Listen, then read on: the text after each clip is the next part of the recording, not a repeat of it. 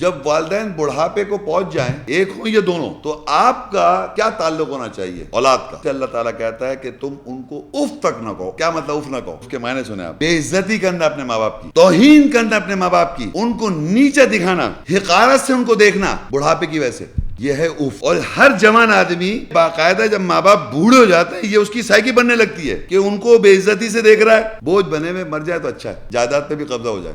एक बूढ़ा हो या दोनों बूढ़े हो, आप यकीन करें ये अल्लाह ताला कह रहा है, ये हिकमत है कि अपने वालिदैन के साथ आपका क्या एटीट्यूड होना चाहिए। चालाक बन जाए, करें बेइज्जती, मगर मत भूलें आप भी बूढ़े होंगे और आपकी औलाद सामने आएगी। इससे रिलेटेड आयत है पूरी। यहाँ लिखा है परों को नीचे रखो। पर का मतलब होता है जो उड़ान होती है। इंसान जिंदगी में अपने माँ बाप से बाज़ दफा आगे निकल जाता है और हर माँ बाप चाहते हैं उनकी औलाद उनसे आगे निकल जाए। तो उस उड़ान को अल्लाह कह रहा है नीचे रखो और कहे ए मेरे रब, इन दोनों पर रहम कर, जैसे इन्होंने छुटपन में हमारी परवरिश की। क्या नहीं किया माँ बाप ने आपके लिए?